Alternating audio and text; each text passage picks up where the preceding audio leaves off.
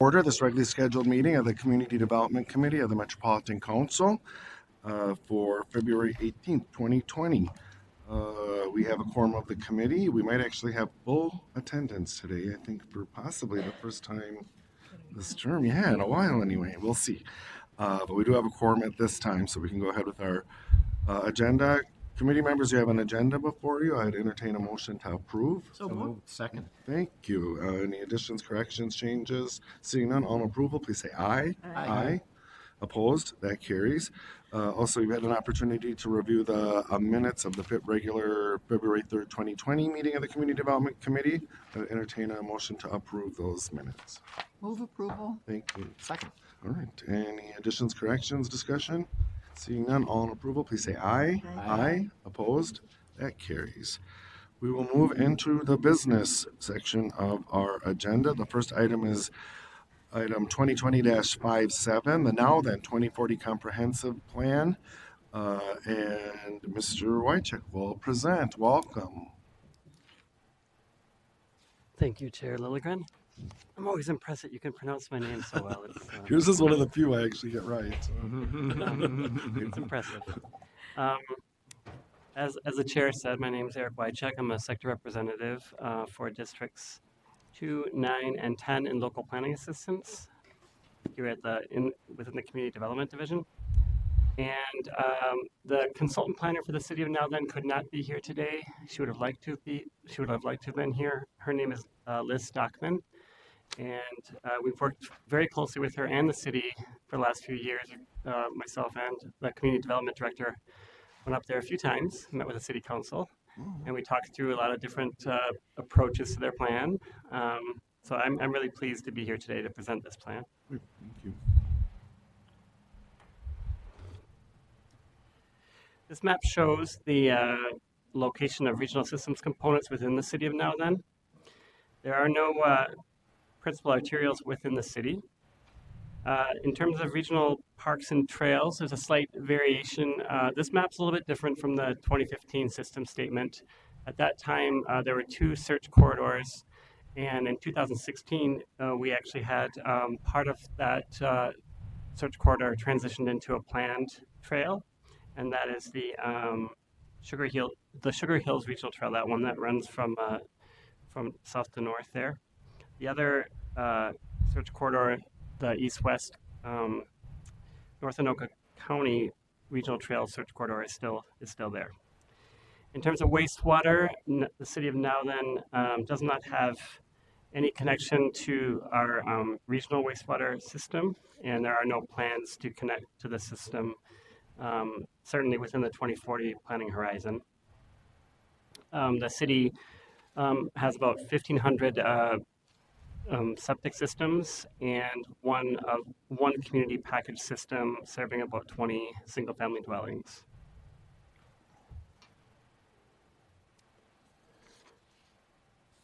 The Thrive MSP 2040 designates the city as rural residential and a portion of the eastern section of the city as diversified rural in the system statement.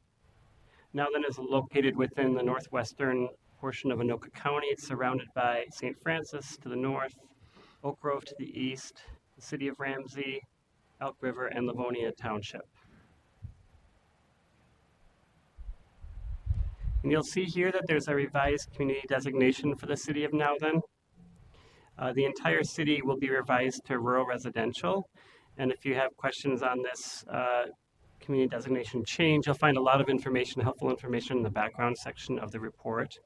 I'm quite happy to ask questions about this, but this revised community designation really came about through state law that was subsequently adopted by the city.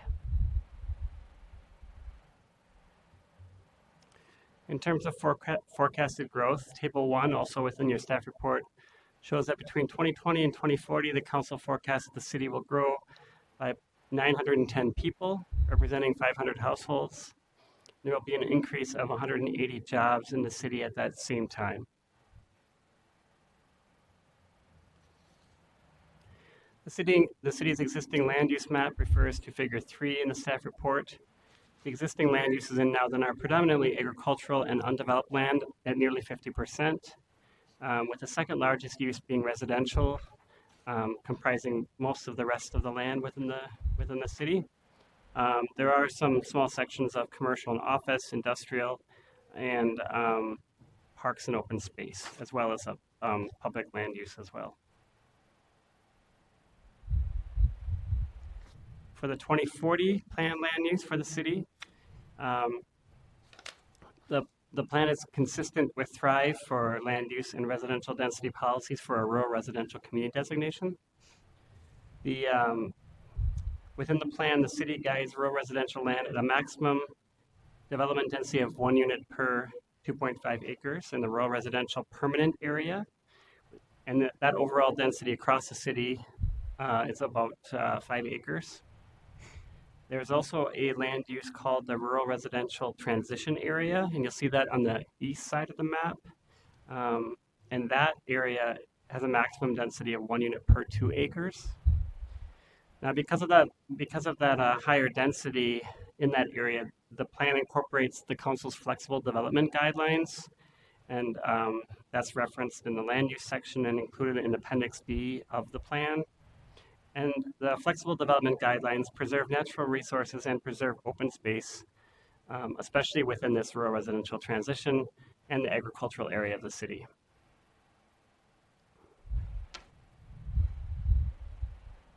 Council staff find that the plan conforms with Metropolitan system plans, is consistent with council policies with the proposed change to the community designation. Council staff also find that the plan is compatible with the plans of adjacent local governmental units and affected jurisdictions. The plan will be on the Metropolitan Council schedule for February 26th meeting. There is no meeting for the Environment Committee because this is not a sewered community. The recommended proposed action are that the council authorize the city of Nowthen to place its 2040 comprehensive plan into effect, revise the community designation for the eastern portion of the city in line with the law enacted by the state legislature in 2008 or 2018, and advise the city to implement the advisory comments in the review record for surface water management, land use, and plan implementation.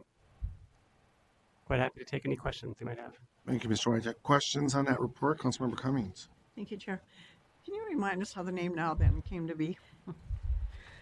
Oh, that's thank you, Councilmember Cummings. I think that's actually a really interesting story. I think the community development director might have more of the background on that.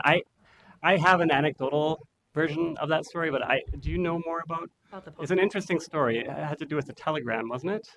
Or something? Director Barajas. Mr. Chair, council members, yes, I thought it was a post office. So originally, before incorporation, this jurisdiction was called Burns Township. And they incorporated in 08, 09, and they were trying to select a name of the community, and they chose this historical name because I believe there was a post office or some station there.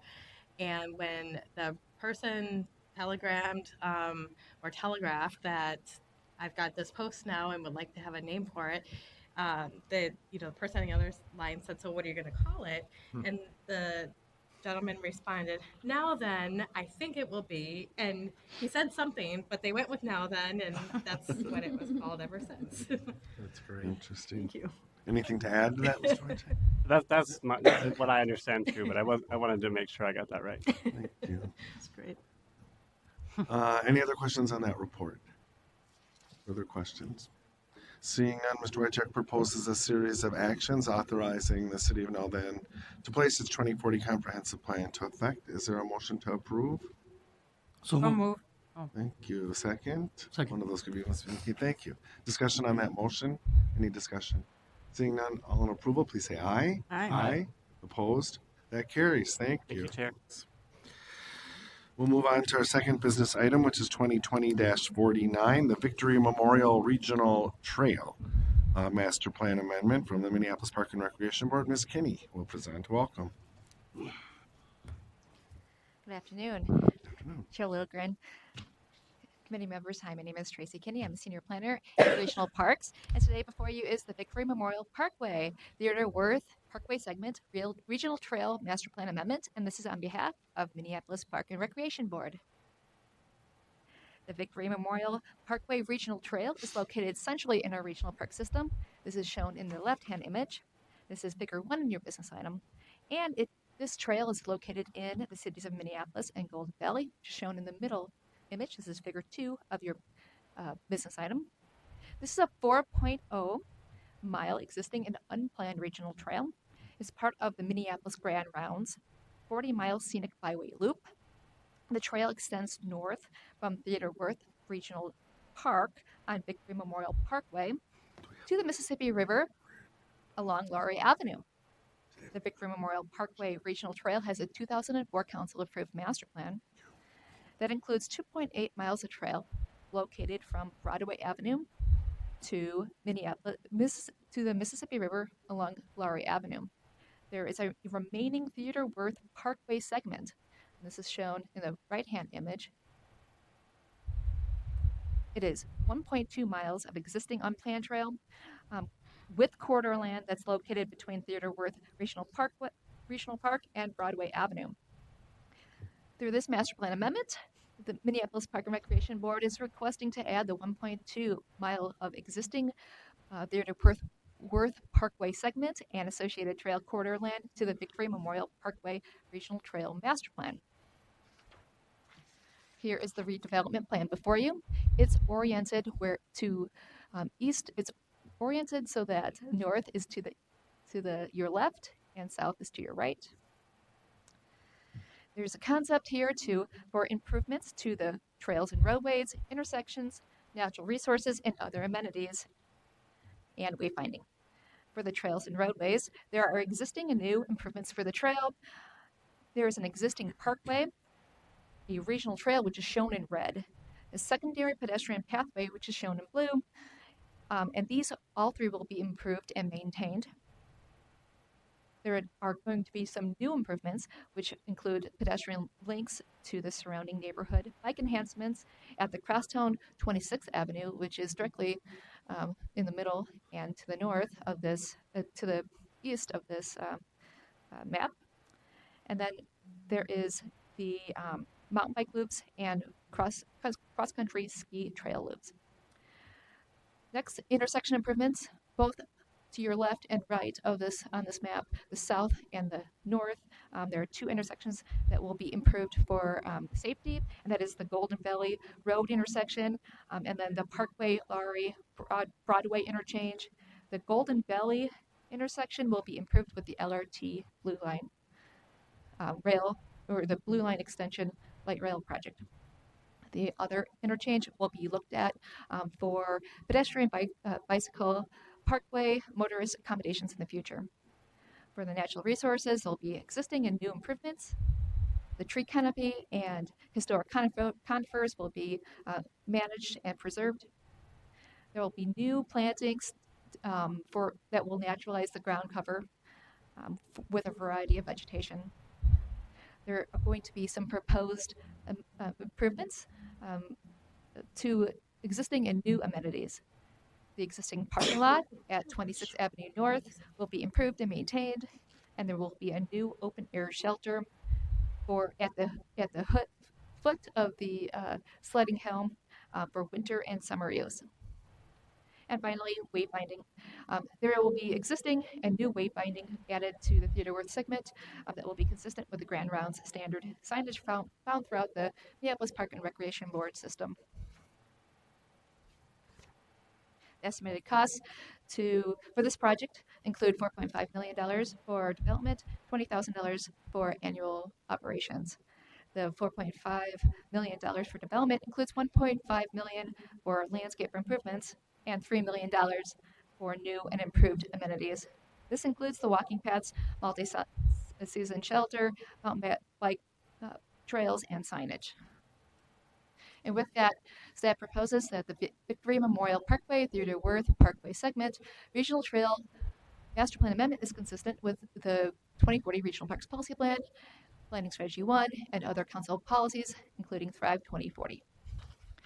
The proposed action before you today is that the Metropolitan Council would approve the Minneapolis Park and Recreation Victory Memorial Parkway Regional Trail Theater Worth Parkway segment master plan amendment, and to require that Minneapolis Park and Recreation Board, prior to initiating any new development of the regional trail corridor, some preliminary plans to the Engineering Services Assistant Manager at the Metropolitan Council's Environmental Services Division. And with that, I'll take any questions. Thank you, Ms. Kinney. Questions in that report? Any questions? Ms. Kinney, do you happen to know if Minneapolis Park and Recreation Board is moving towards implementation, or if they have this in their Parks Improvement Plan or scheduled? Thank you, Chair Lilligren. I do not know. Okay. I could follow up with that. Thank you. Thanks. Any questions? Seeing none, Ms. Kinney has proposed a series of actions to approve the Minneapolis Park and Recreation Board Victory Memorial Parkway Regional Trail Theater Worth Parkway segment. Is there a motion to approve? So moved. Thank you. Second. Thank you. Any discussion on the motion? Seeing none, all in approval, please say aye. Aye. Aye. Opposed? That carries. Ms. Kinney will stay seated as we move to 2020-50, the Rum River Regional Trail Master Plan Amendment from Anoka County. Ms. Kinney. Chair Lilligren, committee members, once again, my name is Tracy Kinney, and the next item before you is the Rum River Regional Trail Master Plan Amendment, and this is brought to you on behalf of the Anoka County. So, Anoka County, let's see here. The Rum River Regional Trail is located in the north part of our regional park system. It's in the left-hand image, figure 1 of your business item, and it's also in the west part of Anoka County. When complete, the 20-mile regional trail will follow the Rum River corridor, connecting the confluence of the Rum and the Mississippi rivers in the city of Anoka to northern Isanti County border. The trail connects the cities of Anoka and Andover, Ramsey, Oak Grove, and St. Francis to the Rum River Central Regional Park, Lake George Regional Park. 3 regional trails, including Sugar Hills Regional Trail and 3 regional search corridors. The regional trail has a 2013 council-approved master plan. And Anoka County is requesting a master plan amendment for 2 changes to a portion of trail located in the city of St. Francis. This is in the northern part of the trail, and you can see that in the right-hand image. The 2 requests that we're considering today is for an underpass and a trail realignment. For the underpass, Anoka County is proposing to replace an existing at-grade crossing with an underpass at County State Aid Highway 14, which is also considered Bridge Street, to increase safety, and then also to realign the trail to the Rum River corridor from the Rum River North County Park to the Isanti County border, and this is shown in the blue line, to provide a higher quality natural resource experience. First, we'll start with the underpass.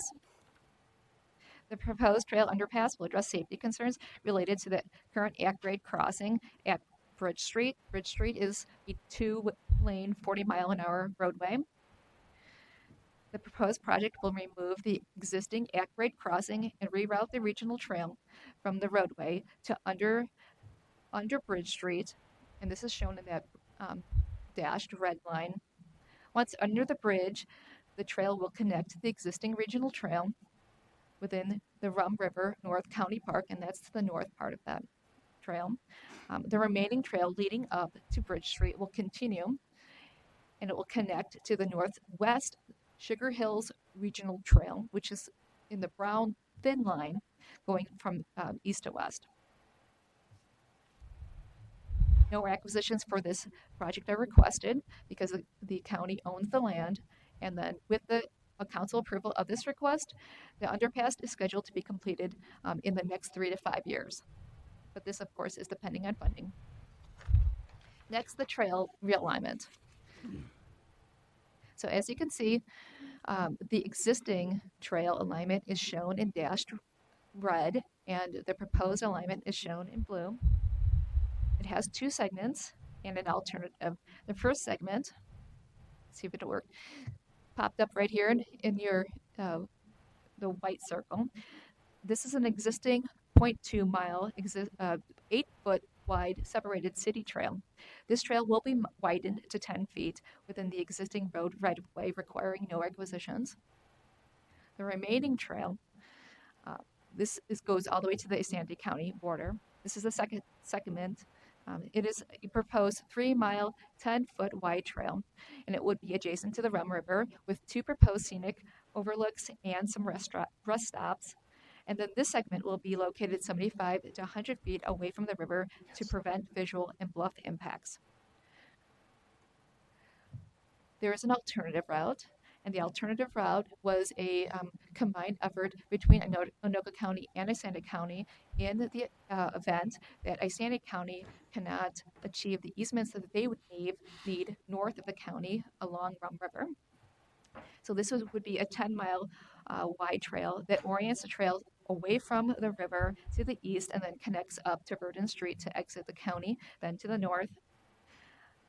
This trail would be a separated trail until it hits the development to the east, and then the trail will turn into an on-street bike route until it hits Verdon Street again. This trail condition was negotiated with those citizens in order to achieve this proposal, and that they are supportive of this result. The trail realignment will require 5 20-foot trail easements at an estimated cost of $4.3 million. And there is no identified schedule for completion. It will be at the speed of that development occurs. The estimated cost to implement the master plan is $8 million, which includes $4.3 million for acquisition and $3.7 million for development for both of these projects. The annual maintenance is $20,000. So there's a total of $8 million to implement this. And with that, staff finds that the Rum River Regional Trail Master Plan Amendment is consistent with the requirements in the 2040 Regional Parks Policy Plan, Planning Strategy 1, and other council policies, particularly 2040 Thrive 2040.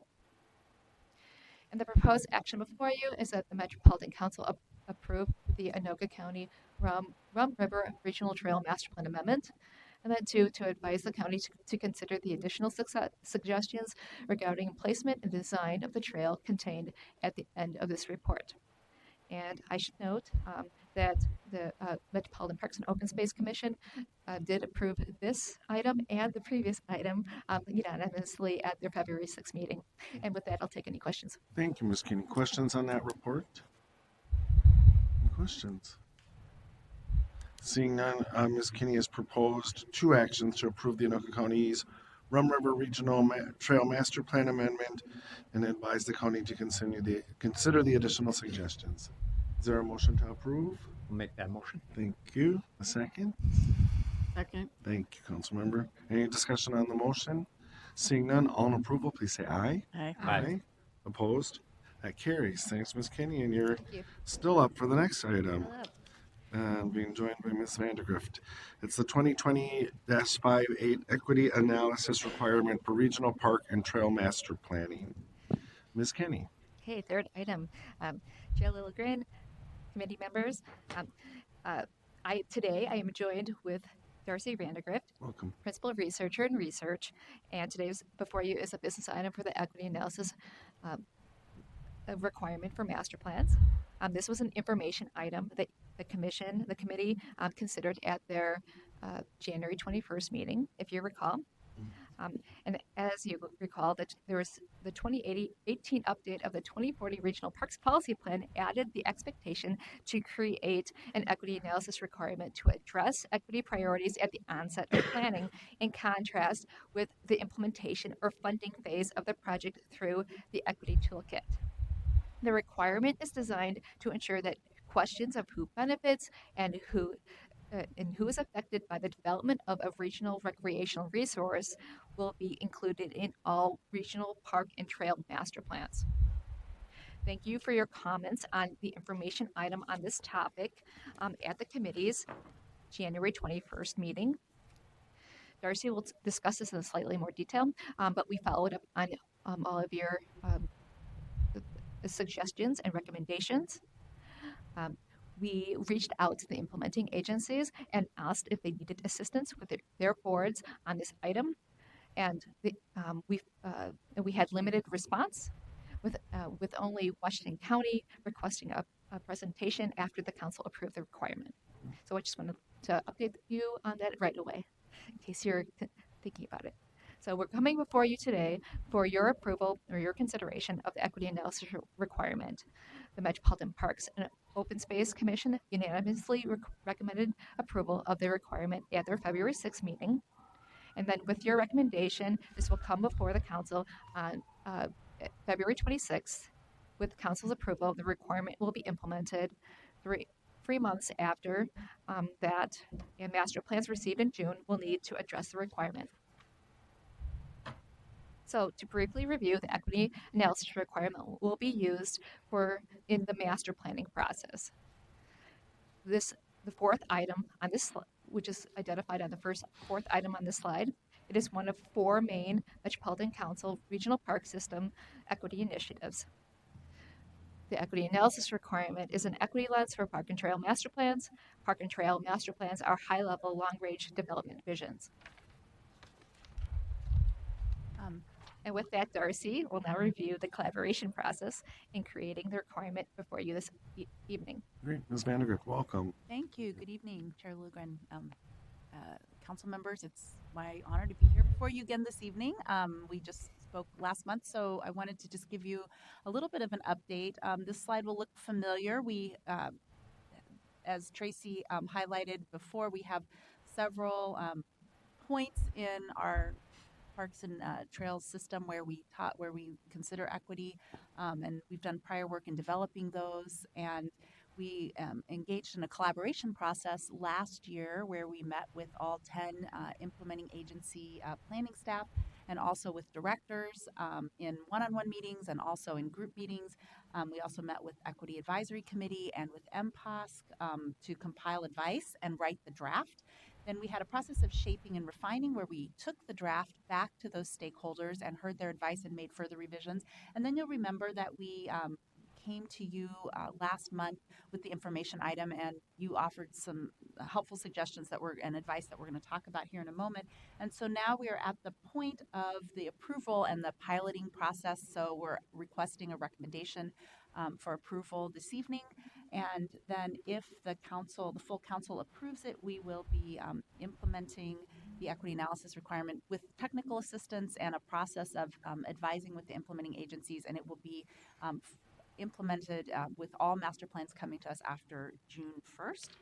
And the requirement will be implemented. That June 1st date is 3 months after the council action. So we're giving that so we can have time to have conversations with implementing agencies as they move forward with their master planning. And we already provide technical assistance with agencies for every master plan request, but we're going to have some intentional conversations and workshops on the implementation process through these 3 months.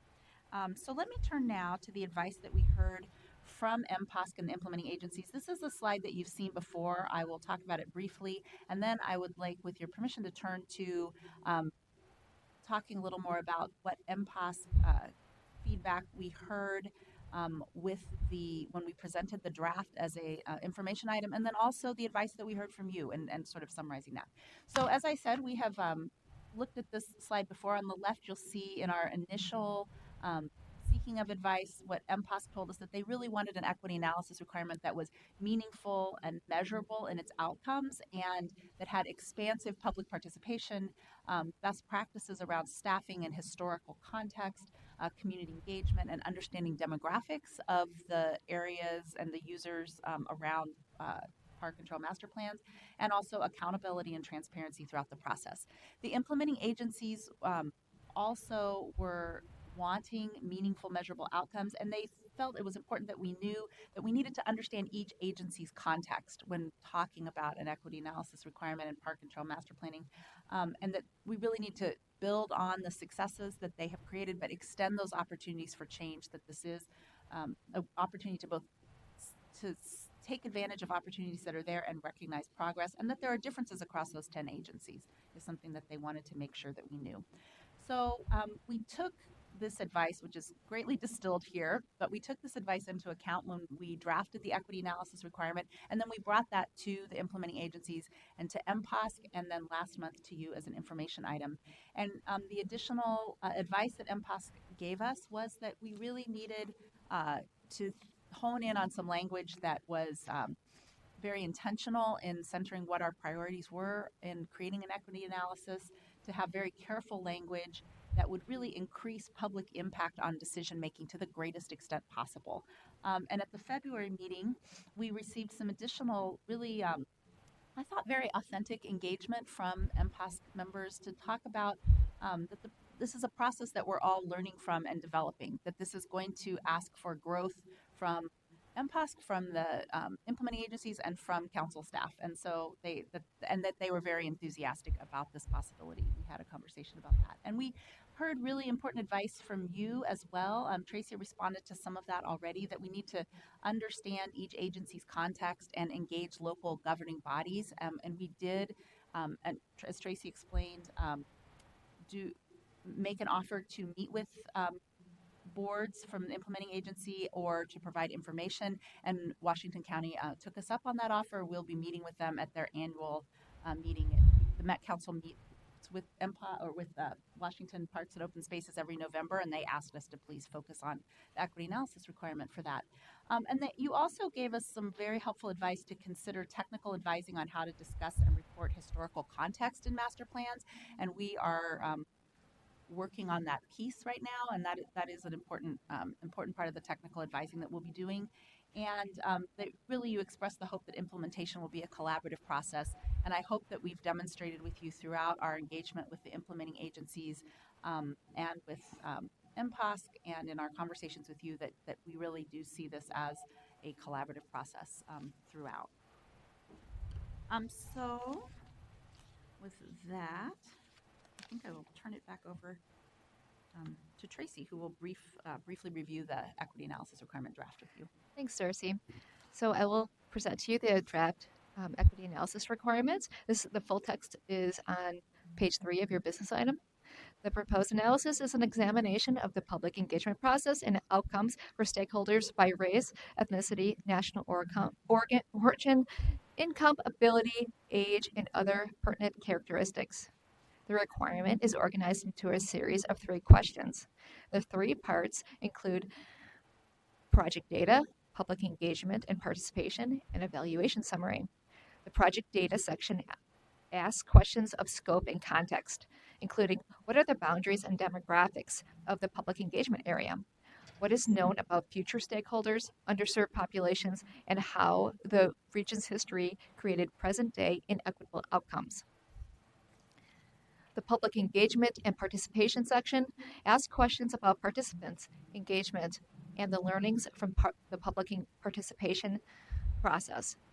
Questions for this section include which stakeholders contributed to the planning effort, what engagement, outreach, and communication was conducted for stakeholders, and what did you learn from the engagement process. And the final section of the new requirement, evaluation, includes questions with transparency and accountability in mind. These questions include how did public participation activities impact the decisions and policies made, and how will the planning effort create better outcomes? And with that, the proposed action before you is that the Metropolitan Council approve the equity analysis requirement for Park and Trail master plans as contained in this report with an effective date of June 1st, 2020. And then to also advise the regional parks implementing agencies that Park and Trail master plans submitted to the Council on or after June 1st, 2020 will need to address the equity analysis requirement. And with that, I'll take any questions. Thank you, Ms. Kenny Vandergrift. Questions on that report? Any questions? Seeing none, I'll say I really appreciate the way that you've engaged the stakeholders and especially the Community Development Committee in this conversation. It's nice to see our input reflected in the final recommendation. So staff has proposed the action to approve the equity analysis requirement for park and trail master plans. Is there a motion to approve? So moved. Thank you. Second? Second. Thank you. Any discussion on the motion? Seeing none, all in approval, please say aye. Aye. Opposed? That carries. Thank you both for your Thank work you. on this. Well done. We'll move on to business item number 5, which is 2020-70. It's the 2020 Annual Livable Communities Act Fund Distribution Plan. We've had an ongoing conversation about this, and I know that Ms. Beard is bringing forward a recommendation for approval today, so congratulations, and Ms. Beard will present.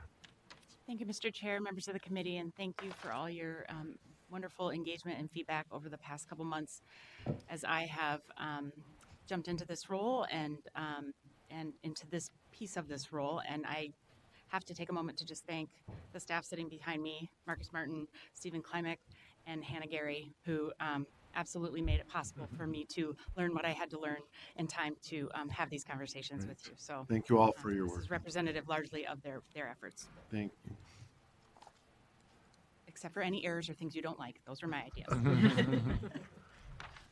So this will look familiar to you. This is the journey we have been on, my visiting you on January 21st and February 3rd to talk about different components of the fund distribution plan. Of course, today, the 18th, we are hopefully going to reach a point where the committee feels comfortable recommending adoption of the 2020 fund distribution plan for the Livable Communities programs. And then that recommendation will move forward on February 26th to the full council. Given that we have discussed this, I put some thought into kind of which aspects of the 2020 FDP I thought I would highlight today for our final conversation. And let's just dive right in. So for the Livable Communities demonstration account, the schedule that we're looking at will kick off with the notice of funding availability, which will include information on all the programs this March, design workshops happening in March and April, applications due July 31st, and revisiting you for award recommendations in October of this year. If you recall from our funding conversation, we are at this point proposing, in addition to our authorized budget of $6.8 million, reserves of $2.2 million to total a $9 million total award for the LCDA regular fund, and that is inclusive of $500,000 that will be made available for pre-development grants as well. For the Livable Communities Demonstration Account Transit Oriented Development Program, the LCDA TOD program, you see a somewhat similar program, although an even earlier application deadline of July 1st, meaning that awards for your recommendation will be put before you as early as September of 2020. And the authorized budget that we start from is $5 million, and per our conversation, staff is recommending an addition of 0 reserves as the TOD program is generally feeling fairly right-sized at this point in time, for a total of $5 million, but again, that's inclusive of $500,000 that will be made available for pre-development grants in 2 cycles over the year. My slides got out of order, I apologize, so I'm skipping ahead briefly to show you just a high-level regional map of where those LCDA TOD eligible areas will be, following the guidelines that are specified in the draft FDP that's attached to your business item. So apologies in recognizing how it's not easy to read, but just sort of a sense of the breadth of the eligible areas as it covers the region. All right. So beyond the funding allotments and the schedules, some of the scoring criteria changes that we talked about in January for the LCDA and the LCDA TOD programs, including eliminating the housing performance scores from the funding criteria, diving a little deeper into the context of additional private investment being catalyzed by the development project, and looking at what that looks like and evaluating kind of the potential for displacement. Adding social and community connections to the livability criteria in addition to connecting, for example, jobs and housing or amenities and transportation. Prioritizing project readiness more, and specific criteria for community engagement and demonstration value that will be more aligned with other council policies for public engagement. I mentioned before that the LCDA and LCDA TOD pre-development grants will be made available in 2 cycles for 2020 at $250,000 each. $250,000 each, and they will follow the following spring and fall schedules that you see before you together.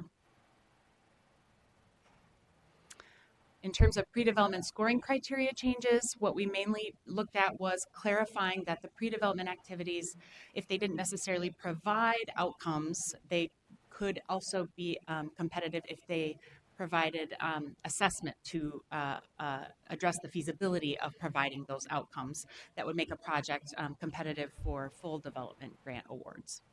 And then the additional specific criteria for community engagement similar to the regular programs. Skipping that slide. For the local housing incentives account, we had a lively conversation about how we would look at funding for that program this year. You see the schedule before you, which again is basically what we are given from Minnesota Housing for their process for their consolidated request for proposals, which the LHIA money is a part of, a partner in. In addition to the authorized budget of $2 million for LHIA, the discussion at our February 3rd conversation was to add reserves of $2.5 million for the largest LHIA funding availability, I believe, since the Livable Communities Act began, of $4.5 million. In terms of scoring criteria changes, we looked at requiring that a significant component of the projects we award have to serve households with incomes at or below 60% of the area median income. That's down from past years, which had been 80% of area median income. And that we prioritize projects that provide a housing type not currently available or serve a population not currently served in or near the project area. Moving into the tax-based revitalization account, the TBRA program, and the Seeding Equitable Environmental Development, or SEED program, we're looking at an authorized budget amount of $5 million and some additional reserves of $1 million for a total of $6 million. Breaking that out between the regular TBRA program and the SEED program, we're recommending $5.75 million for TBRA and $250,000 for SEED awards this year. And the TOD program is awarded in 2 cycles in the year, and so you see the spring and fall round schedules before you. In terms of scoring criteria changes for TBRA, we're looking at removing some criteria that either wasn't providing us enough differentiation between projects or wasn't consistent with other priorities in the council's policies and practices of removing criteria prioritizing freight generating industries or prioritizing green remediation practices. And those green remediation practices were on-site practices, not project. Green efforts for projects is still something that is prioritized and awarded in a different way in the program. So in summary, for funding, what we are looking at is the top line is the 2020 authorized budget for the 3 programs. And just keeping in mind that LCDA and LCDA TOD are both LCDA programs, so this is a combined total in this column here for LCDA. But in addition to the authorized budget, there are available restricted reserves that are specific to each account. I've noted the programming of restricted reserves that would be used to meet the funding recommendations that are in the 2020 FDP draft you have today. There are, and then the remaining restricted reserves that would result.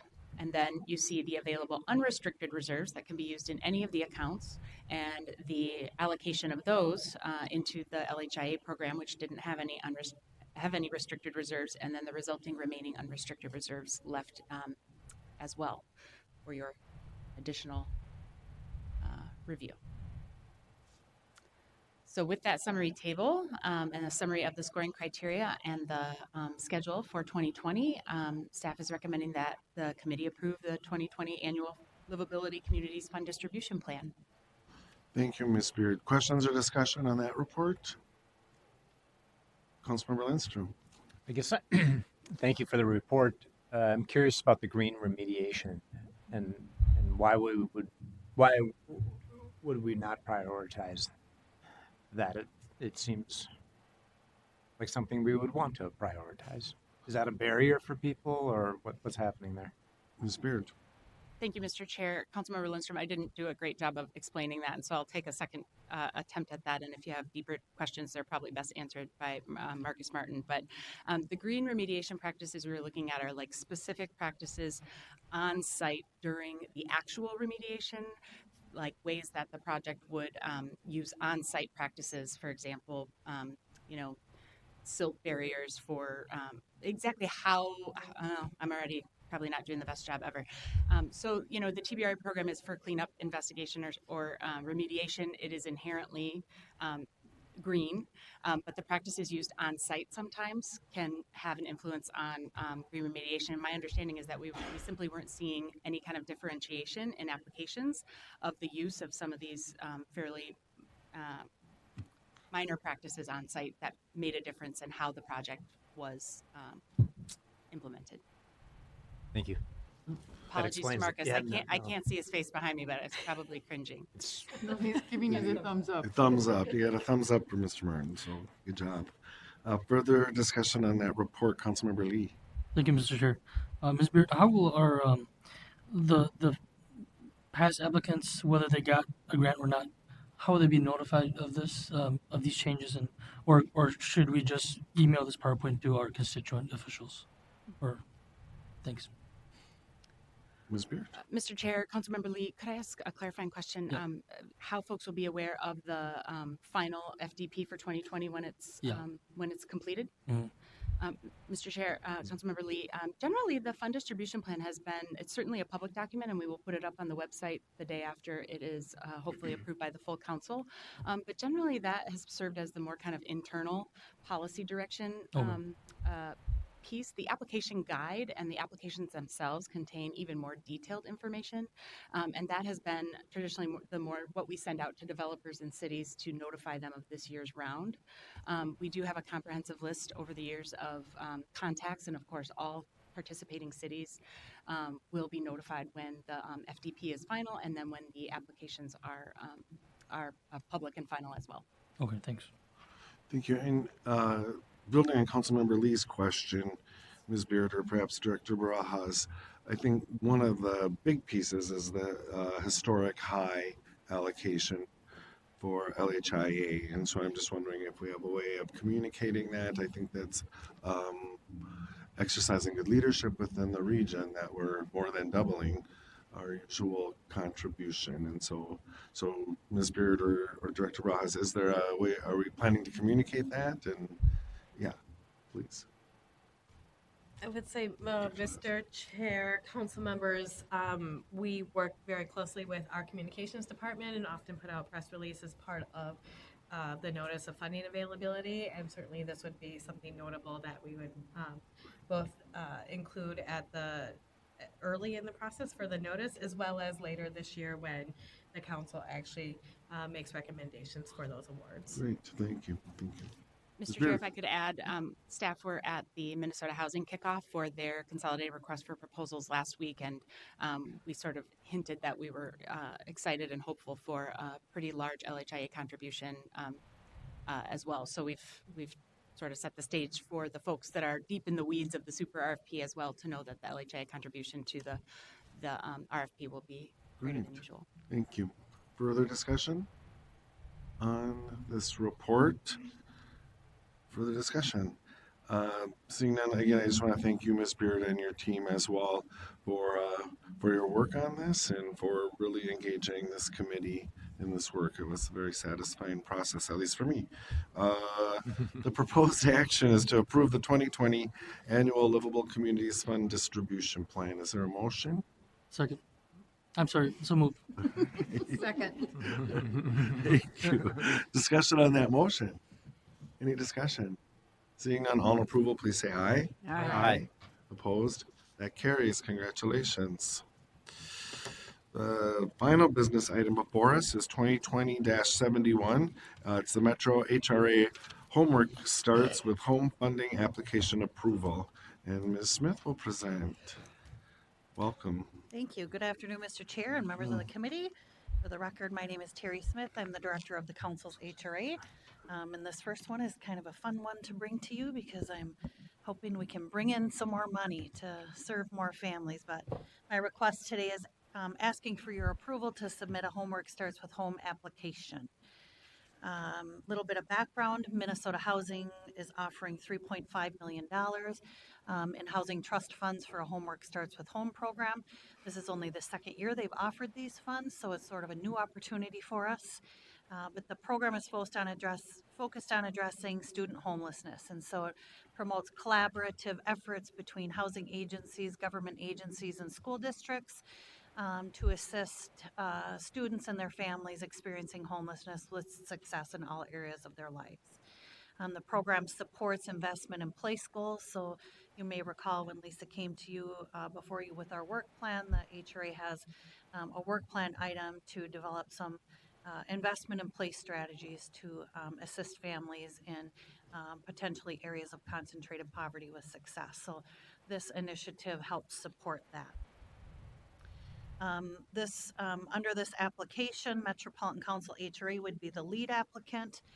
Under this arrangement, the Housing Authority or Metro HRA would provide rent assistance to students experiencing homelessness and their families. Under this application, we chose Brooklyn Center School District as our partner in this. The application requires us to partner with a school district or several school districts, and the application turnaround time was quite short. And so what we did was reviewed the information contained on the through the Minnesota Department of Education in terms of the number of students and percentage of students that qualify for free and reduced lunch, and also the percentage of people of color. So the Brooklyn Center schools contain 75% of their students actually qualify for free and reduced lunch, and 80% are considered students of color. And I think that the tipping point here was that Brooklyn Centers are what's called full service community schools model. They follow that model. It's a state model that provides student supports integrated within the school system with the effort of establishing partnerships and providing resources to the whole family, not just the student, but to promote success with the least amount of disruption to their day. So a lot of the supports are brought into the schools. And so I thought this would be a good partner for us because they have lots of partnerships in place to promote that success of students. So we have the infrastructure in place for the rent assistance. The school district has the infrastructure in place to provide the supports for success. So that's how that partner was chosen. And I anticipate if this is a successful model and Minnesota Housing continues to offer funding, I anticipate in the future we could expand, to other schools. But this is a competitive application process. We are requesting, if you approve this today and the council approves it, we would request $700,000, and that would be enough to support 20 students and their families for 3 years. So it's a 3-year grant. That's the term of the grant.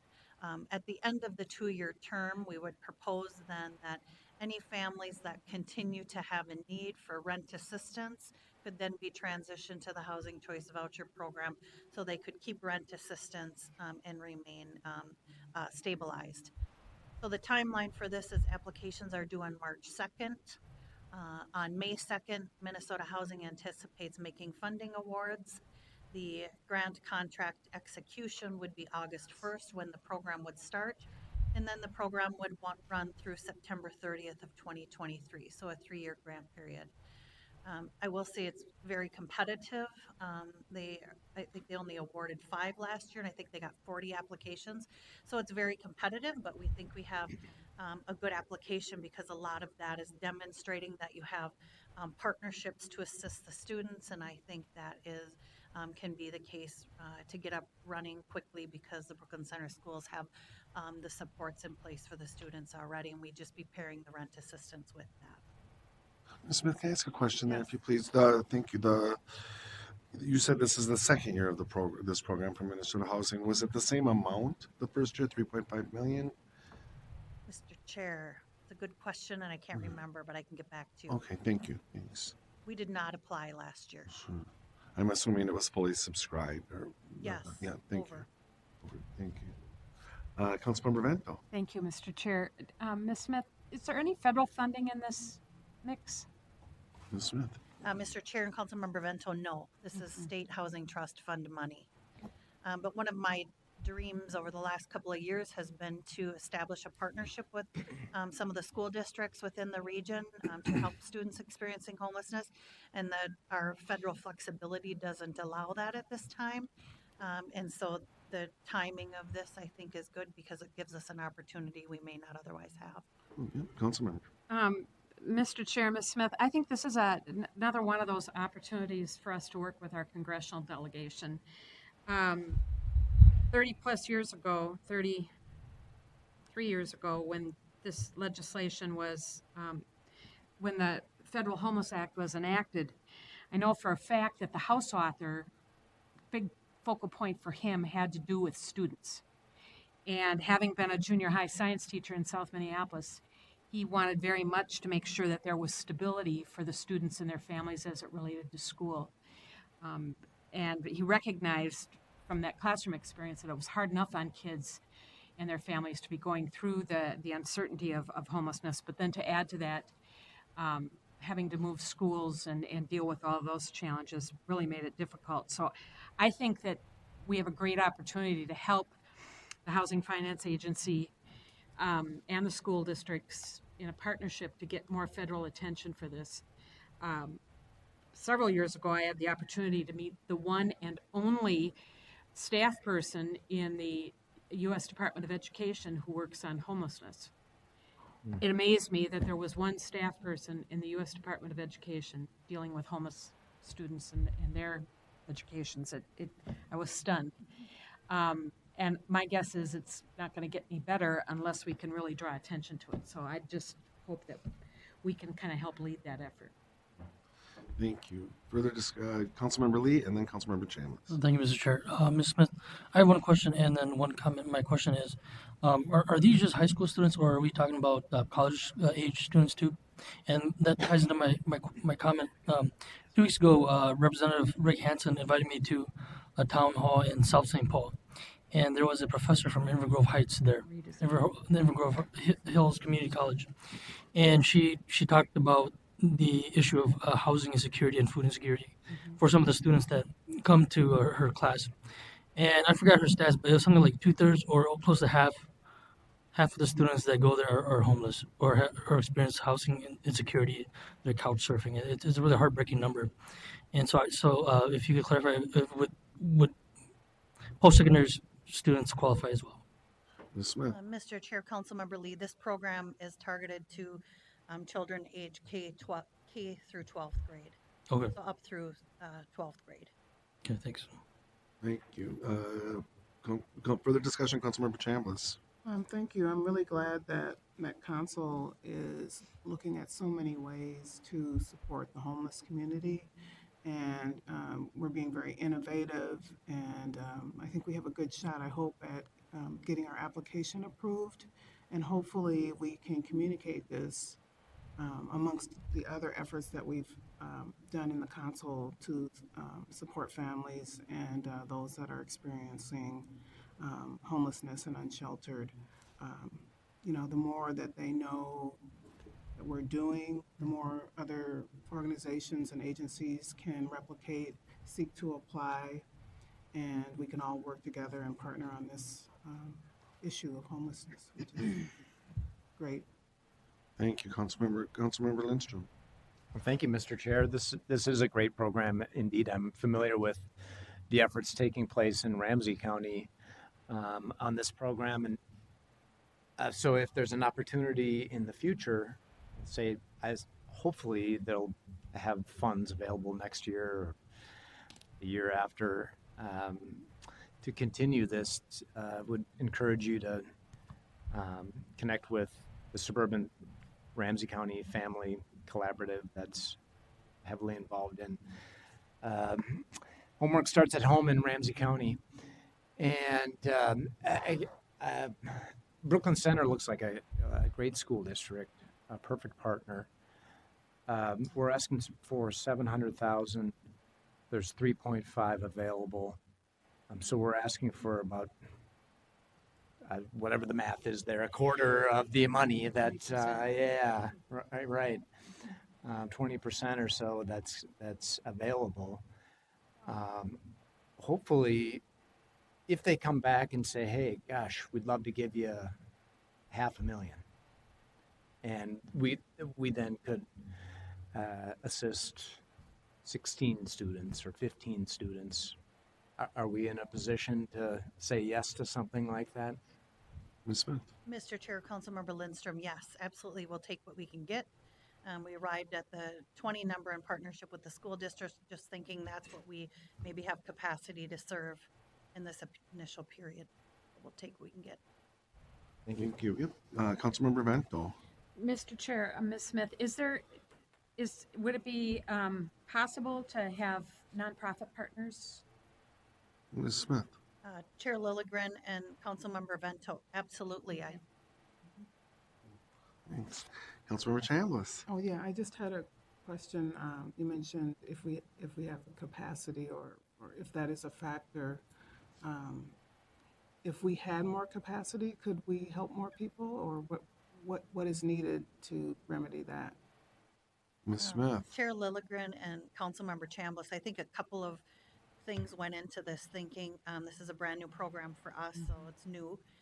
The second thing is we had to put an application together in like a month and a half, and that's difficult to do. And based on the numbers of students in the Brooklyn Center schools that are experiencing housing instability, that was the number that we came to for this initial push. And I think it's not only capacity with the Brooklyn Center schools, but also with the HRA to get a new program up and running.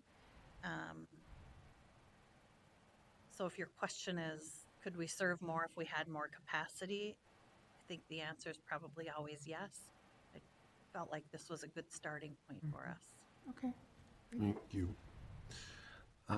Further discussion, Councilmember Cummings? Thank you, Chair. I think this is really exciting, and once again, the idea that the Met Council is demonstrating initiative and getting out there and doing everything that we can to address the issues of homelessness and students and education and all of those things, because in education there are limits to how many ways we can touch, and this is certainly one. And I applaud you and your staff again for always looking at ways that we can be out there, be leaders, and be recognized with new programs, and because it's a lot to do in a short turnaround time, as you said. So thank you for this. I hope we're successful. Thank you, Councilmember. Ms. Smith, I want to get to your last slide with the proposed action. Oh, here we There are. it is. So the proposed action is that the Metropolitan Council approve the submittal of a Homework Starts with Home funding application to Minnesota Housing for $700,000 and authorize the Director of Community Development to execute a funding agreement for program operation if funds are awarded. Thank you, Ms. Smith. I guess before I ask for a motion, I do have one question. Is there any indication from Minnesota Housing what the future of this program may look like? Or Mr. Chair, no, I have not okay, heard. I think I can say that it was very successful last year, which is why they are offering it again. Sure. And I can't imagine it's going to be undersubscribed. No, that was my point, acknowledging the great need. It would be nice to see this program grow and expand. Okay, cool. We have a proposed action before us. Is there a motion to approve? Motion to approve? Second. All right. Any discussion on the motion? Seeing none, all in approval, please say aye. Aye. Opposed? That carries. And Terry, congratulations, kudos to you and your team for putting this application together so quickly. Thank you. That concludes our business agenda, council members, committee members. We move into our information agenda. We have one item. It's the Metro HRA programs overview, and you're up again, Ms. Smith. Yeah, so thank you, Mr. Chair. So I'm bringing this item. I've had a few questions over the last few months from council members about different vouchers that the Metro HRA has and some of the qualifications and criteria. So I thought this would be a good information item to share with you all of the programs that we have. We tend to talk about the Section 8 Housing Choice Voucher Program, but there are lots of other ones that we operate, just to kind of give you some background on that. So a little history lesson to start. The HRA was created as part of the council, and this is repeat, so you may recall this, but by the Minnesota legislature in 1974. It was at that time that Section 8 of the U.S. Housing Act became law, and that law allowed public agencies to pay private landlords on behalf of low-income families. So we were specifically created to administer the Section 8 program. At that time, we had 550 vouchers when we started back in 1974. Today, we are serving almost 7,200 program participants with rent assistance through 9 different programs. The map at the right you've seen before, but that is the general service area for the council's HRA, where we administer the voucher program. We do expand our service area for some of the special programs that I'll talk about today, and I'll indicate in which ones we have an expanded service area, but we're serving about 100 communities, a few less than that. We distribute $60 million in rent assistance payments to about 1,800 private landlords. And our budget for this year, just for the voucher program, is $62 million in rent payments to private landlords within the region. As I indicated, the council's HRA operates 9 different programs, the largest one being the Housing Choice Voucher Program. We have 6,727 vouchers, and then we have some subsets of that. So we have several what we call special purpose vouchers that fall under the voucher umbrella, but they serve specified purposes and serve specialized populations. And then we have a number of other federal and state programs, and I'll briefly talk about each of these today. You may remember this chart. I showed you this back in December when we awarded some project-based vouchers, but again, the council has 6,727 housing choice vouchers. HUD allows us to take up to 20% of those and project-base them. So you'll recall tenant base is attached to the person. To the tenant, they can move unit to unit, place to place with their voucher, but we also have the authority to attach vouchers to specific units within the region. And the council has awarded 823 project-based vouchers to date. I think it's 46 different projects throughout the region. So the majority of them, 5,904, remain tenant-based vouchers. The differences for all intents and purposes is that they're either tied to the tenant or tied to the unit. But under both programs, and actually all the programs I'm going to talk about today, tenants pay about 30% of their income towards rent. I think another big difference between the tenant-based program and the project-based program is with the tenant-based program, tenants are charged with finding a rental unit, renting from a private landlord, and that can be difficult in this market. Applicants come from the tenant-based side, they come from the Metro HRA Section 8 waiting list. So according to date and time, they come up to the top of the list. As people go off the program, another family can come on the program. And on the project-based side, locational choice is somewhat limited because a tenant is only offered the unit that becomes available at a given time. On the project-based voucher side, you may recall that units, if they're general occupancy, so serving general populations, the applicants on the waiting list have opportunity to apply for those. If there are units that serve specialized populations such as homeless or disabled, we then get direct referrals from either service providers or through the county coordinated entry systems to fill those units. So back to special purpose vouchers. As I indicated, we have about 6,700 vouchers, but some are considered special purpose. So these are vouchers that are awarded by HUD for special purposes to serve specific populations. So although HUD has not offered any general housing choice vouchers for many, many years, in fact, since I've been here in 20 years, there have been no new vouchers awarded. There are only these special allocations or a few other, circumstances where you can grow your program size. But they have offered these special purpose vouchers under special funding notices. So the vouchers are awarded to assist families with specified categories. The rules of special purpose vouchers are generally the same as the umbrella voucher program in that families pay 30% of their income towards rent. They can be project-based or tenant-based. The Metro HRA has 555 of these special purpose vouchers today. The first one I'll talk about is the Veterans Affairs Supportive Housing Program. The council's HRA has 157 of these vouchers that we call them VASH vouchers. They serve veterans experiencing homelessness, and the program operates in partnership with the federal VA. So the Department of Veterans Affairs, they provide referral and they provide support services for the veterans, and the Housing Authority provides the shelter in terms of rent assistance.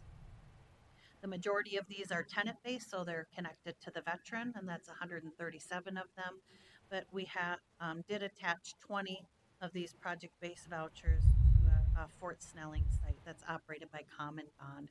It's been a very successful model. The veterans have on-site services there, and that has been a successful model. Funds for the VASH program are generally offered each year. Since 2012, our program has grown a little bit each year since 2012. So Congress has placed a priority on providing these additional resources for housing our homeless veterans. And then Congress appropriates money for this program, then HUD and the VA work together to determine where in the country there is need, so where are the highest numbers of homeless veterans, and then they send us a letter and say, hey, Metro HRA, would you like some more Veterans Affairs vouchers? We say, sure. We submit an application, which is one page, and we've gotten more vouchers. So we've been fortunate to grow this program each year since 2012. The second special purpose voucher I will talk about is Mainstream, and you will all be familiar with this one because we've been talking about this one for the last several months.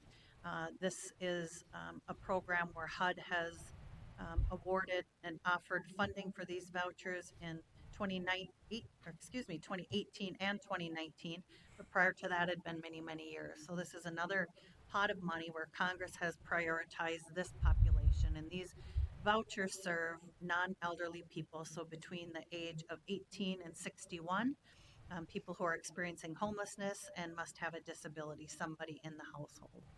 And then they are prioritized for people who are homeless, at risk of homelessness, or transitioning out of institutions or another segregated setting, and another category is at risk of institutionalization.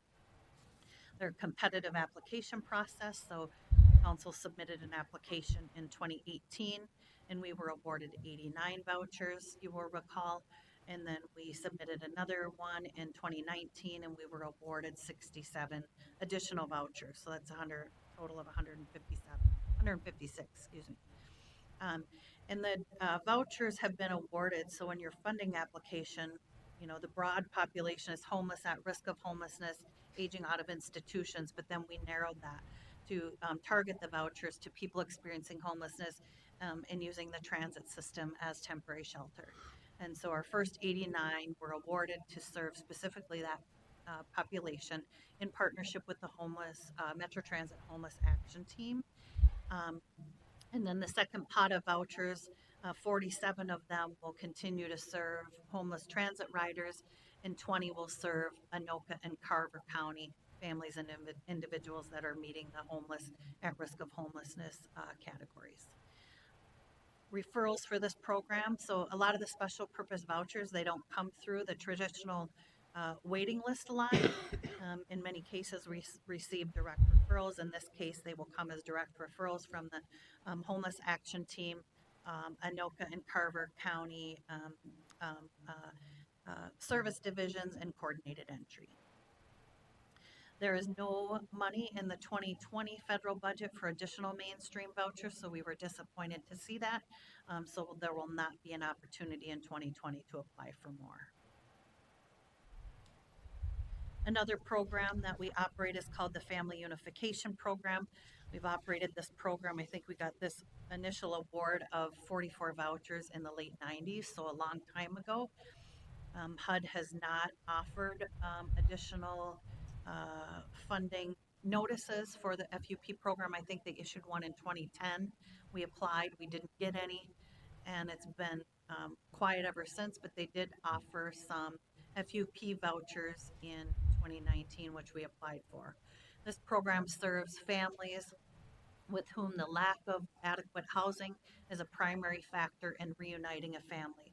So working in partnership with the Anoka County Child Protection System and the Child Protection Welfare Agency, it's a tool to get families back together. So the idea is the family gets a voucher, the kids come back into the home, and then the counties provide the services to help stabilize the family and keep the family reunited.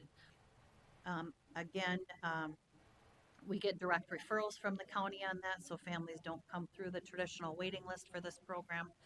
And then again, we applied for 75 more FUP vouchers and we submitted our application in December of 2019. We hope to hear soon whether we got those. That was the maximum number that we could apply for. So we applied for the max. So hopefully we will get those. In terms of our partner, I don't know why Anoka County was the partner for the initial application. I suppose a funding notice came out and they approached us way back then in the 90s. And because our program hasn't grown, we continued to partner with them. And then again, this time, the application turnaround time was so quick. We had Anoka County, we have an MOU in place with them. St. Paul was partnering with Ramsey County, St. Paul PHA. Minneapolis PHA was partnering with Hennepin County, so we continued our partnership with this application with Anoka County. In this case, there is additional money for the FUP program, Family Unification, in the 2020 budget. So we're waiting for, I'm assuming they'll award the 2019 vouchers, and then sometime in 2020, they'll issue another funding notice to offer more FUP vouchers, and we will be there to apply for those. And then the last pot of special purpose vouchers that we have, and we have some of all of them, I must say, all of the HUD special purpose vouchers, we have some of all of them, but we have 200 non-elderly disabled vouchers. These were awarded way back in 1998, and there hasn't been any offer of them since, but they serve people with disabilities, and the idea was to help people with disabilities live independently in their own homes, with the idea that people would be connected to mainstream resources through the counties. These again are for non-elderly, so they serve people ages 18 to 61. And we don't have much turnover of those vouchers, but as people go off that program, people that are on the waiting list that are listed as disabled, when they come to the top, they would just get a net voucher instead of a regular voucher. And because we don't have any turnover, they're not really coming to the top any faster, but they're just given a different type of voucher for all intents and purposes. They work the same, they pay the same amount of rent, they can port or move wherever they want with their voucher, and they're just sort of in HUD system labeled as a different type of voucher. But the families that are on that program just know they have the voucher. I'm not even sure if they know they have one of these special purpose vouchers. Another federal program that we operate that does not fall under the Housing Choice Voucher umbrella is called Housing Opportunities for People with AIDS. We've operated this program for many years, I think since 1996. And the numbers have stayed relatively flat for this program as well. We have 65 individuals/families on this program, and it does as the title says, but it provides federal rent assistance for people that are living with HIV. So they're HIV positive, don't necessarily have AIDS, but are HIV positive. We operate this in partnership with Justice Health, which used to be the Minnesota AIDS Project. They provide referral and support services for the individuals, and then the Housing Authority provides rent assistance. This program, as people go off the program, we receive new referrals from Justice Health. And this program is unique in that we operate it in all 7 counties, so the 7-county metro area. And the reason we do that is because no other housing authority has a HOPA program. When these special funding sources come out, some housing authorities say, it's too much, administrative burden to do all these, we call them boutique type programs. And so they don't have it, so we serve all 7 counties. So we're doing this in St. Paul, Minneapolis, and other areas of the region as well. Ms. Smith, before we go into the state-funded programs, can I please ask a question just about the difference between the special purpose vouchers, the non-elderly disabled vouchers, the 200 that were awarded in 1998, and the mainstream vouchers that we also that assist non-elderly people with disabilities. So the difference is the homeless component. So I'm answering my own question here. So the program, those are our qualifications that we put on to the mainstream voucher program. Is that correct? So Chair Lilligren, back when the NED vouchers, non-elderly disabled, were awarded back in '98, they had the non-elderly component, they had the disabled component, they did not have the homeless Okay. component. And actually, those were awarded, I didn't want to confuse this, as mainstream vouchers, and then they changed the name to NED. Okay. The new ones, HUD's criteria is non-elderly, disabled, Okay. and one of the homeless criteria. Okay. So Thank that's you. a new requirement of these mainstream Great. vouchers. Thank you. That's helpful. Thanks. Any other questions before we move into the state-funded programs? Yeah, Councilmember Cummings. Thank you, Chair. How do we compare, or is it possible to kind of figure out how do they distribute the vouchers and who they decide to give the additional ones to? Do we compare, and I know that we're sort of unique because we're the Metro HRA, but around the country, do we get our fair share, I guess, in how do they decide how they're going to distribute equitably? Ms. Smith? Chair Lilligren, and Councilmember Cummings, I think most recently, they look at collaborative partnerships with nonprofit agencies, with other governmental agencies, with partners to provide service to families. So it used to be back in the day with the NED vouchers. Oh, you're disabled. Here's one of these NED vouchers. Go get yourself some services and good luck. It's different nowadays that they want you to demonstrate in your application the cooperative partnerships that you've developed. And so I think they're scored like that, but the applications are very detailed. Most recently, in terms of what are the partnerships, what services are going to be provided to the voucher holders, who are your partners, and what are they going to do? Are you leveraging other funds? So there's all these different criteria that you have to demonstrate. I think our region, we've been pretty successful with these most recent funding awards. The three big agencies, Minneapolis, St. Paul, and Minneapolis, but also Dakota County. Washington County has recently got some new vouchers. And so we've been pretty successful in our region. I think sometimes these funding applications come up and a lot of agencies don't even apply. So I don't know how we rank nationally in terms of, every time a funding award comes out, and I'm happy to share that with you. It shows agencies across the country who got, how many vouchers. And so I could do some analysis of that if that would be helpful. Yeah, it's more out of curiosity. I just want to make sure we're getting our fair share. Yeah. Thank you. Any further questions? Ms. Smith? Okay, Mr. Chair, back to state-funded programs. So we have two programs that are funded through Minnesota Housing, and it's a competitive application process every other year. And we've operated this first program, Bridges, for many, many years, since the 90s at some point. But this program has changed a little bit over the years, but the intent and the overall goal is to help serve persons with serious and persistent mental illness. And connect them with mainstream resources through the county. So we partner with Anoka, Hennepin, and Ramsey counties with this program. They provide the referral and the support services to ensure success in independent living, and then we provide the rental assistance. This particular program we operate in all of Anoka, all of Hennepin, and all of Ramsey. So we, for example, operate this program in Minneapolis and St. Paul as well, because neither of those housing authorities have a Bridges program. But we provide the rent assistance, the counties provide the services, and this one now has a priority for people experiencing homelessness. So as the counties are prioritizing referrals that they send to us, they prioritize high homeless families, and that's a shift in recent years. And we also operate what's called a Housing Trust Fund program. This is the program you may recall. We recently transitioned this from the rental assistance for Anoka County program. That was a partnership with that came from a partnership with the Anoka County Workforce Center that provided a shallow subsidy for families. That was just $400. And that was this program model since the late 90s. We found in the last 5 years or so, we've had so much turnover on the rental assistance program because $400 was not enough to stabilize families.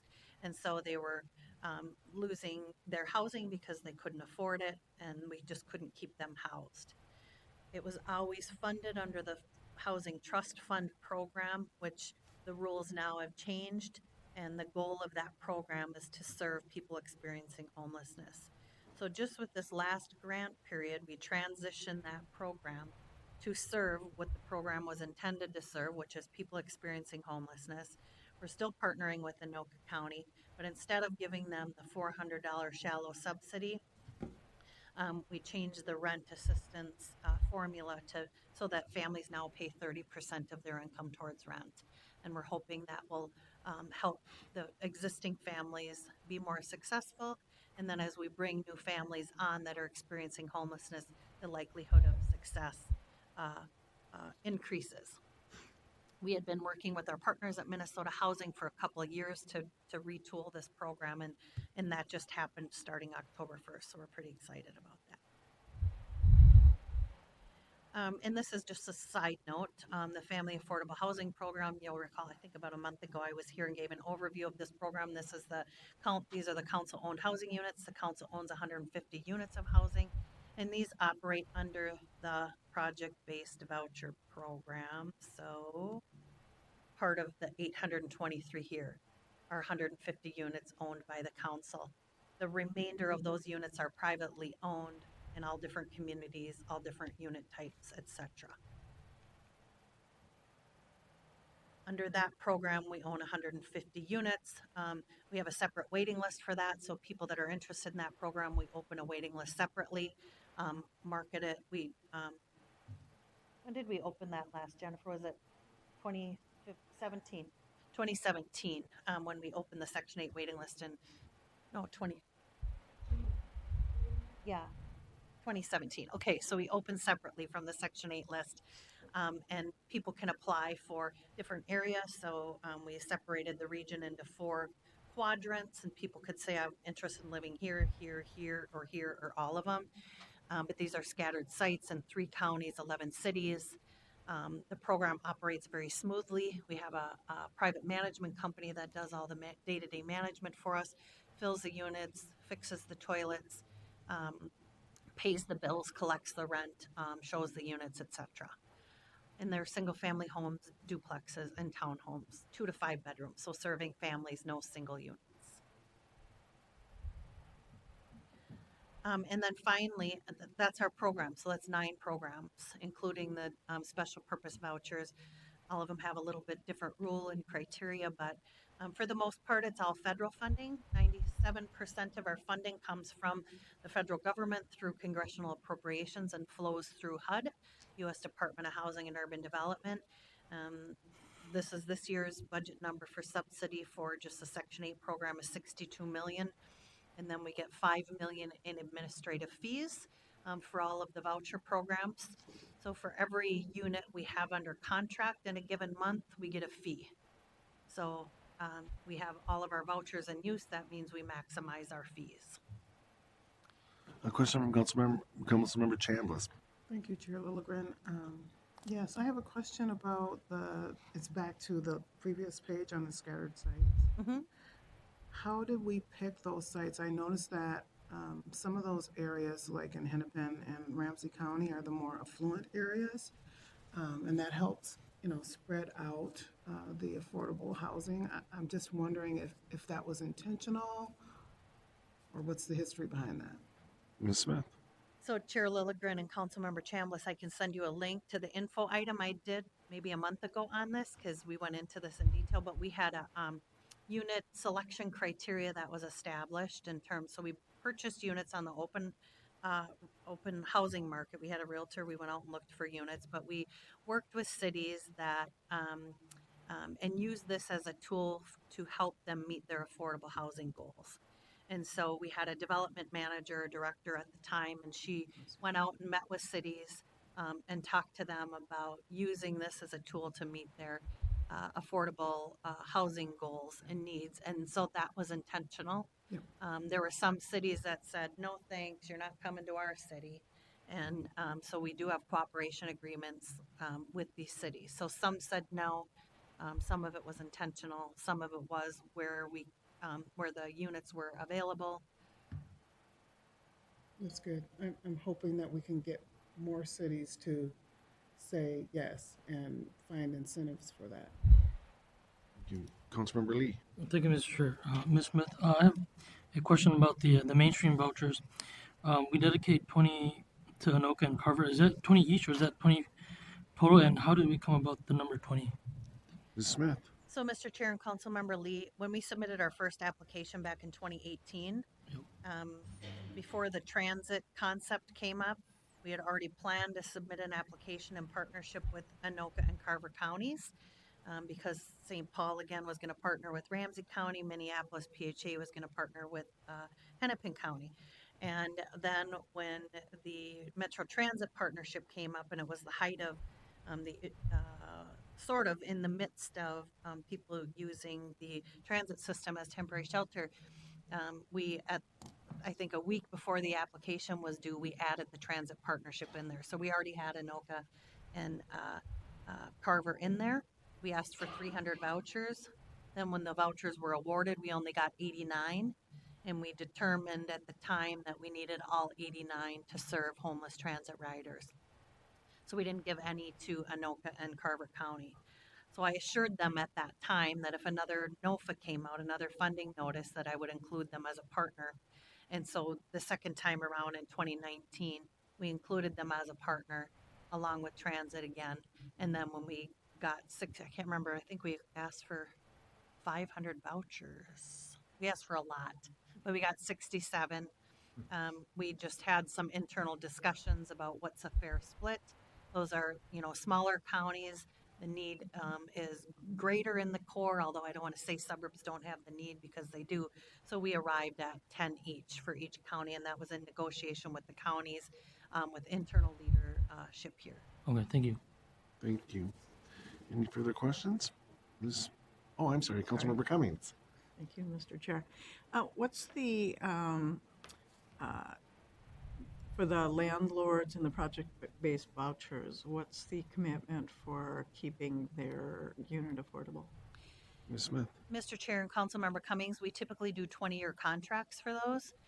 Most owners want 20-year contracts, but the regulation requires any term between 1 year and 20 years.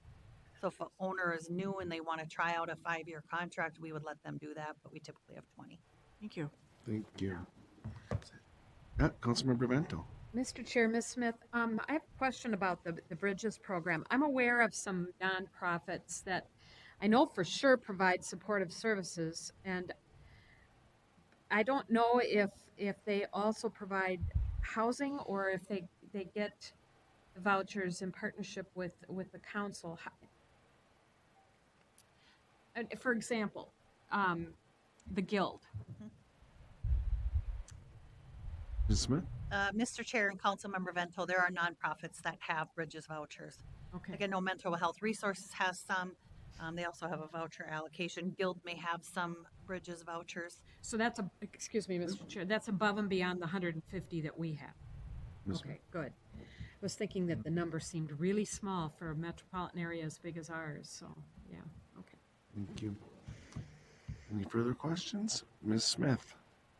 I'm on the home stretch. So You are. most federal funding, we do have a little bit of state funding. It's 3% of our funding. It's a, I say competitive application every other year, but we, typically get funded every year.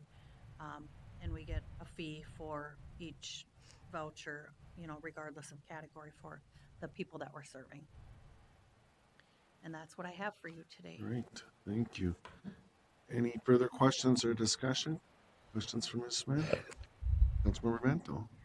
Mr. Chair, Ms. Smith, I'd be interested if you can point me or us, I'm not the only one asking for this, toward any resources that would give a more comprehensive look at resources for the homeless statewide. what's happening in Fairmont or Rochester or Bemidji or Halleck. And what are the services and resources that are available for those corners of the state? Given that it feels as though there's a huge concentration here in the metro area, is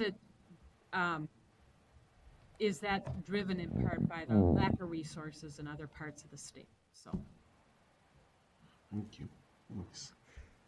There was a, Mr. Councilor Chair, there Lesser, was a yeah. great statewide report on that topic that came out, I think it was maybe last year or maybe the year before, but addressed some of those questions and comments.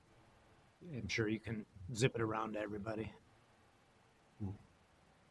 Mr. Chair, I Yeah, wonder, Ms. Smith. and Council Members Vento and Lindstrom, the point in time count, you may be referring to it so it shows the distribution of homelessness around the region, but in terms of resources, I could check with our partners at the Minnesota Interagency Council on Homelessness to see what they have, because I'm not sure what report you mean, or maybe it is the heading or the point in I time. don't remember the name. I don't remember the name of it. It was chaired by Mike McGuire, the mayor of Eagan. The governor's task force. Oh, sure, That one. sure. Yeah. Cool. Thank you.